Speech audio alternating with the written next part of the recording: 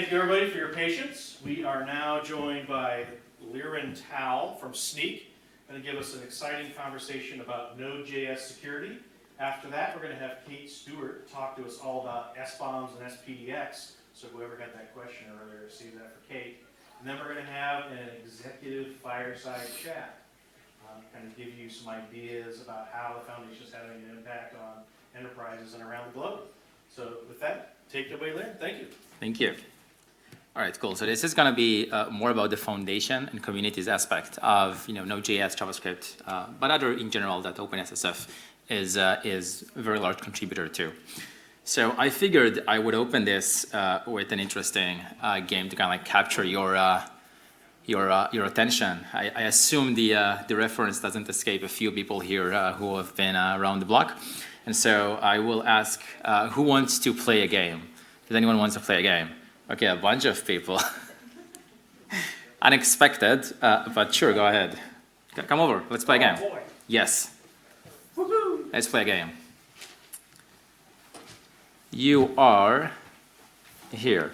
You should read the instructions and play along.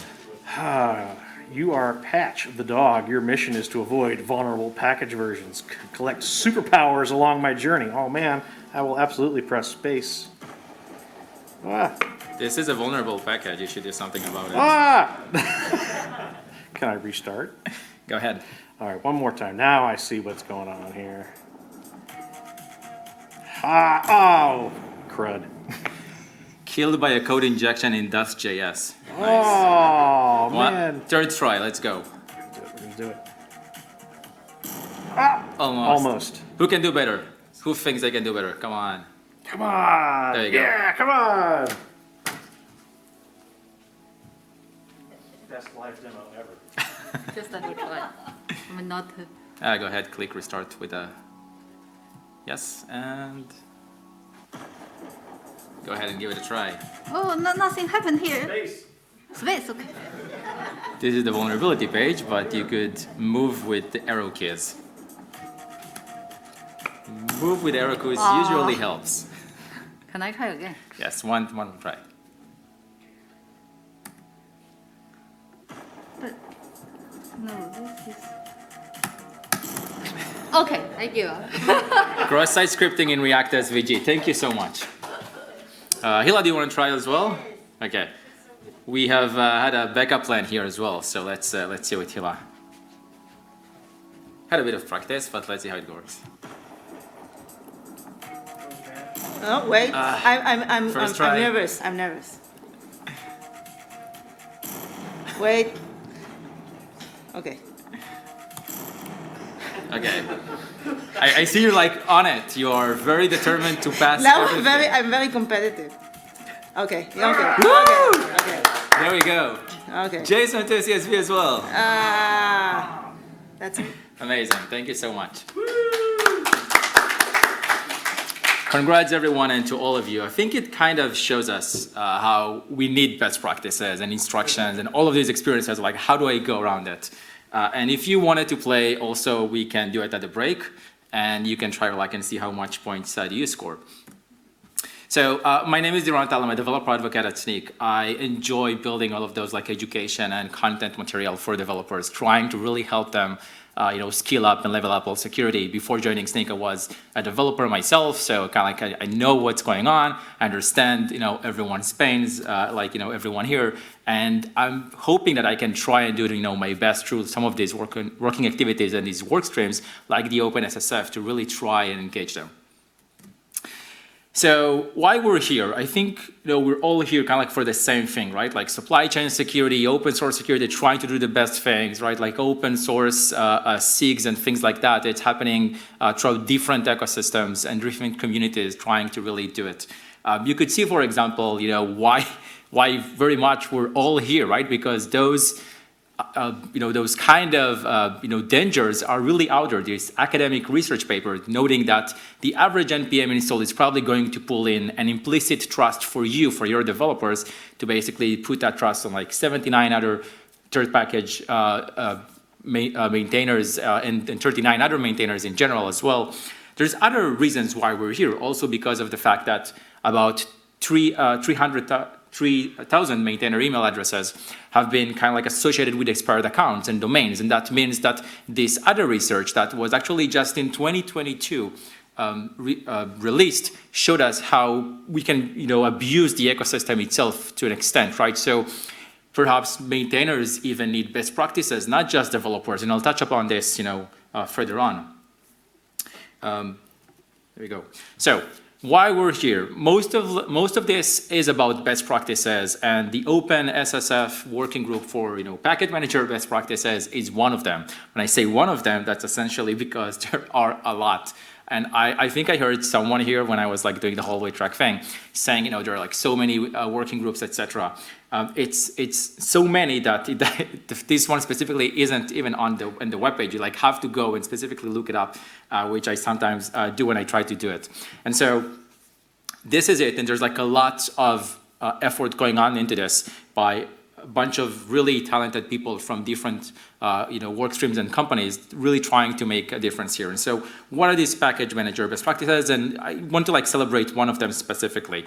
First of all, the fact that we have been launching version 1. It's not easy to launch with open source with all of the collaboration happening and trying to reach consensus on what is the best practice that actually matters and what is not and so on. But we have launched one, and I think that's pretty amazing. That happened earlier in September, probably like last week, 1st of September. We have announced this. There's like amazing work, which I really want to take this stage and just thank Miles, Jordan, Jeff, Erez, Laurent, Randall, everyone who have contributed to the open source, pull request kind of new ideas, changes, modifications, everything through that. It's been amazing turnout by all of those people really trying to kick this off. And I think this is also something that is going to kickstart other work streams for other package manager best practices, which we'll touch upon as well. So what's in there? What are best practices for developers? Well, one of them is CI configuration, and makes sense, right? Developers configure CI, they use it, GitHub Action or something else. That's pretty cool, and there's like a bunch of, this is a small extract from the actual best practice itself. And you could see I've specifically highlighted the way that this community works, right? We have actually been trying to reference other work streams and other products that are adjacent to the open source, to the package manager working group, right? We have, Open SSF scorecard is one of them. There are others, which we'll see in a sec, but this is important. Dependency management. Sounds very, very mundane, right? Not anymore. It's kind of how I feel before I go and do that npm install press return key and hope that it works and doesn't introduce any malicious packages, typo squatting attacks, vulnerable packages, whatever. This is something that really needs a lot of attention by developers, okay? This is the supply chain security around this and everything. And so when I speak to developers, they kind of feel the same, right? When I show this, this meme on tech conferences, I get everyone's the same kind of like nodding experience, like they understand this is an issue. And so we touch upon in the best practices part for, a bunch of stuff. I will not go into details of every one of them, but like typo squatting has been a real problem. So, tell people, be careful what you type in, why is this an issue and so on. JSON stream versus JSON stream. Does anyone know what this refers to? Two different things. Interestingly, at one point in time for the NPM registry, it was case sensitive. So you could publish packages of potentially the same name, but they're like case sensitive. So if you do npm install for any of those, you would actually be pulling in two different packages. Of course, at this point, both of them still exist, because if you remove one of them, you break the internet, exactly. So many dependents on one of them, so it's a problem at this point. But of course, we can at least not allow you to publish more, case-insensitive issues. So that's not an issue anymore at this point. Which one should we use? It's a good question, actually. I haven't checked which one is the one that's deprecated or not, so I would need to check in on this. Nice. But we can go to deps.dev. You see how I connected that one? Two, celebrating, first of all, another not an open source project, but a really good resource for open source developers, which Google has made available for us to be able to actually learn more about packages. And I really like the idea that it connects with a bunch of other things, like the scorecards are already inherently integrated in here, and actually shows you, for example, for a specific repository, also what's the reasoning for a specific score that you get. So it's not like the overall. They actually have a breakdown of this. This is a really nice way of just gaining information a bit more into this. And I think one other aspect of gaining this information is, imagine the following issue.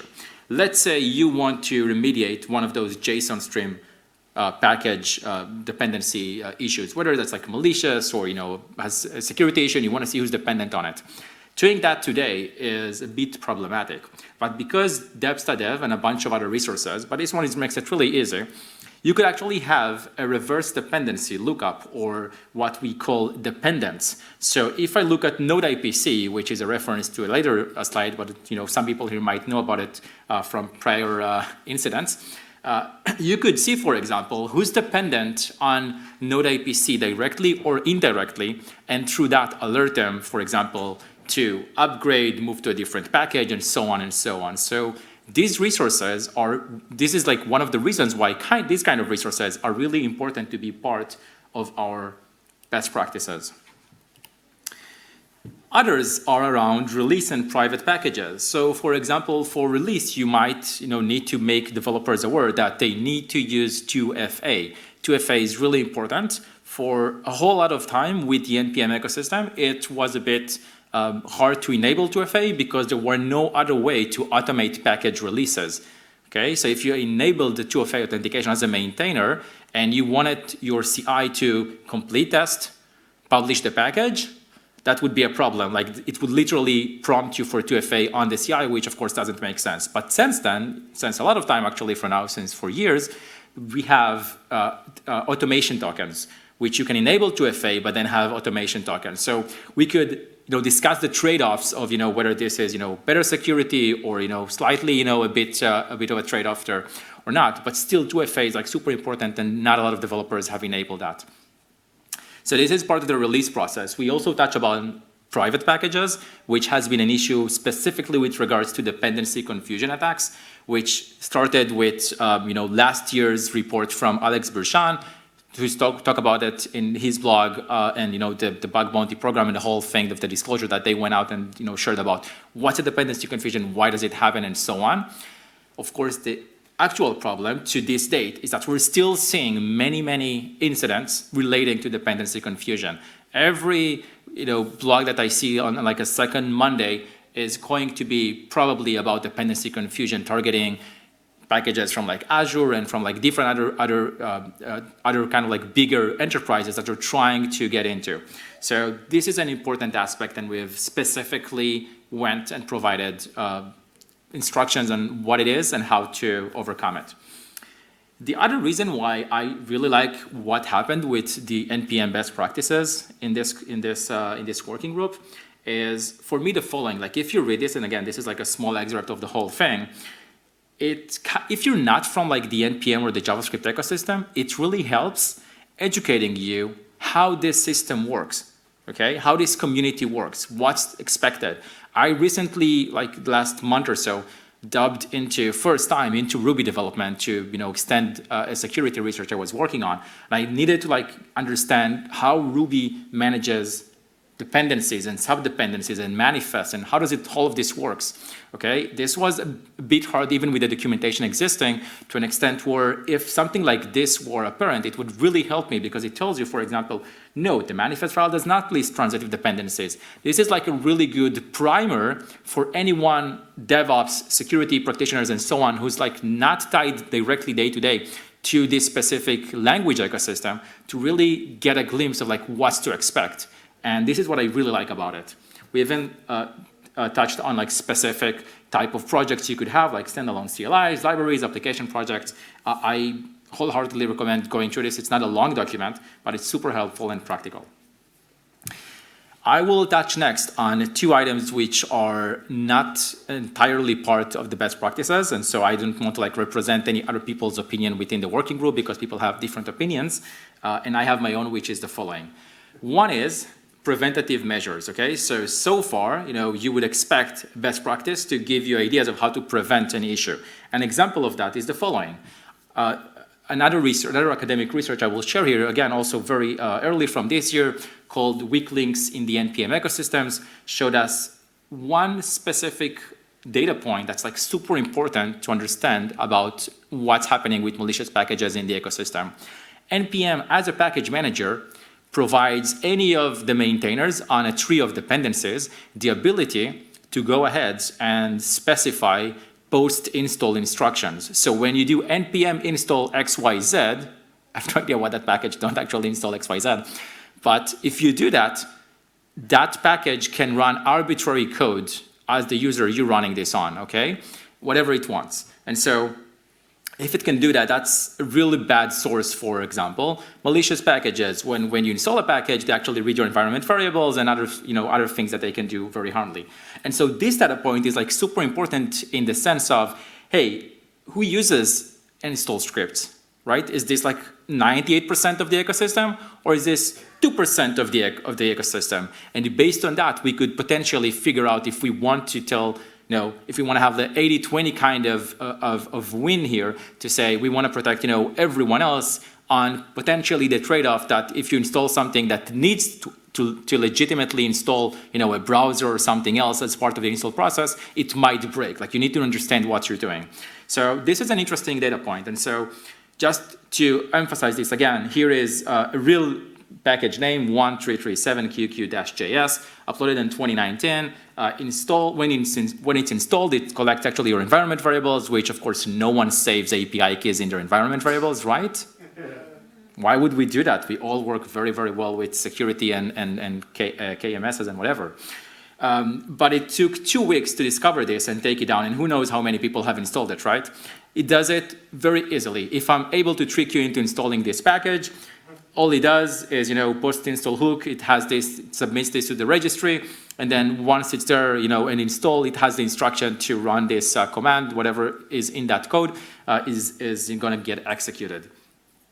This is how it works, and so we should really be able to do things like npm install ---- ignore scripts, right? And I didn't add it here because we haven't really added that as part of the best practice. And I think that's kind of like a question that is getting sometimes re-upped to see if we can actually add it or not, but that's one of it. The other case is reactive measures.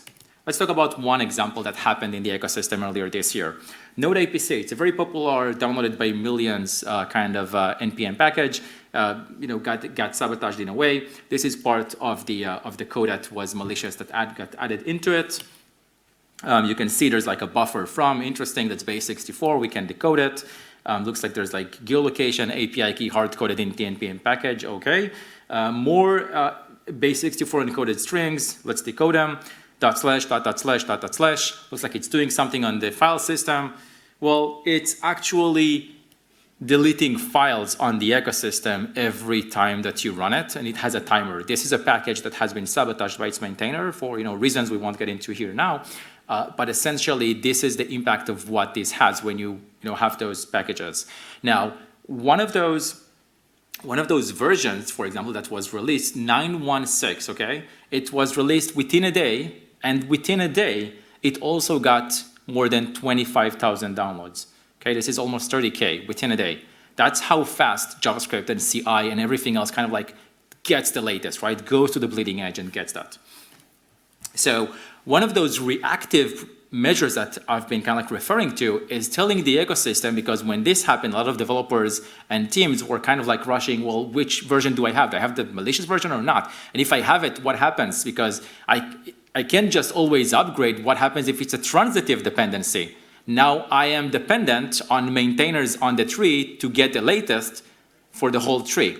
So this has been kind of like an issue that's been going on for a while, and there were a few ways to mitigate it. Recently, override is one of them. So for example, telling developers and teaching them about the ability to actually prevent and specifically kind of like hard code a specific pinned down dependency version of this dependency that you actually want to get, that you know is safe from this issue, is important. And developers might not even understand like that this is possible to just add to their package JSON, and this is a way to like override everything else, and you specify, even for transitive dependencies, which version you want to get. Best practices for other ecosystems, and I'll run through a few of those because I believe a bunch of those ideas in the next slides are going to be stuff that I have ideas for, and I'm happy to collaborate with others. But let's say, so we've got NPM. Hopefully, we can have people being interested in other ecosystems and help us, bring this to other ecosystems. Have this document there. What about community tooling? So there are a lot of developers out there who are part of the community, part of like OpenJS Foundation and stuff like that. They're building security tools. Should we have a place that's kind of like, I'm thinking of like a radar or like the, like the CNCF landscape thing, kind of like drawing a map of, these are the tools that you could be using, because they might not be able to know even what exists for them to be able to use that. How about best practices awareness? We created an amazing document. This is kind of like how developers see it, the way that I feel, right? What do we want? Best practices. When do we want it? Now. When will we use them? Never. Because like who has time and like a best practice and I forget about it and whatever. Okay, so how do we make them like know about it? Like this is like literally the the awareness problem is really like the 50% of the issue here. Like when developers know about an issue, and I'm not talking about the hype of like, hey, like I don't know, like some magazine says it, or blog post that says there's been a malicious package or something, and we should ignore it. I'm just saying we really need to tell them how to use it. And so some ideas again here that I've like scribbled, should we have maybe hands-on workshops? Should we have demo based on those repositories that kind of like take on those best practices, actually take them through, step by step, hey, this is a challenge, then you solved it with one of those best practices. Here's another challenge, a malicious package, how do you solve it? Maybe we should have like a learning path and give them badges or something like that, like Redley or Linux Foundation. Get them something to actually be proud of and show off. Again, ideas, happy to hear everything else that you will have. What about collaboration with other foundations? For example, I'm part of like this Open JS Foundation, which used to be the Node.js Foundation before, and we are maybe duplicating work, right? Because we also had like this internal discussion: do we need best practices? Should we threat model Node.js? What exactly should we do? And you can see like there are a lot of really smart people are working in some silos. So like collaboration would be super important to make sure that everyone are on board and part of the story. And this resonates. Further on, there's like a lot of issues that we've worked on, and maybe the OpenSSF can actually learn from other practices. Like I was part of this Node Foundation a few years back when we were doing a HackerOne program to basically get all the report for the NPM ecosystems, million of packages, reported to us, and we as volunteers triaged them, looked at what's going on, contacted maintainers, reproduced it, worked a fix, issued a CVE, etc. This is like really, really, really hard work that was ended up getting kind of like pushed over to like Snyk, because that was the company that's able to like actually work on this full time. And so this was, for example, kind of like let go from the OpenJS Foundation. Perhaps there are other things that we should work on together. How about the maintainers? Because right now, to an extent, the best practices mostly touch developers, right? I'm saying mostly kind of like this because there's like about hosting private packages and releasing private packages, which is somewhat maybe maintainers, but there's more things. I will give you some ideas recently. For example, what counts as a vulnerability? If I'm a maintainer and someone reaches out to me and says, hey, I found a vulnerability. Well, is it a vulnerability or not? I'm saying that giving that example from like recent experience. I was actually going to disclose a vulnerability that I found, and then I was, having second thought, consulting with some people. I opened a DM with some people that I trust from this, the same community. I was like, hey, here's the gist of what I found. Let's talk about it. Do you feel that it's a vulnerability or is it not, right? Maybe we need to structurize this whole thing so that we kind of like are able to also help security researchers, right? Not just the maintainers themselves, but connect everyone together and do that. responsible disclosure for maintainers, like how do you handle reports? What should you expect? Notifying users, should you release security patches, minor version or a major version? What's the difference? Maybe maintainers don't understand this fully and how it impacts everyone to just get up to date on this. So there's like a bunch of things here that would be really interesting for maintainers to actually understand and be part of this. So this is all of it. Please get involved. There's a bunch and a ton of stuff that we could really do. Really looking forward to working with everyone. So thank you so much.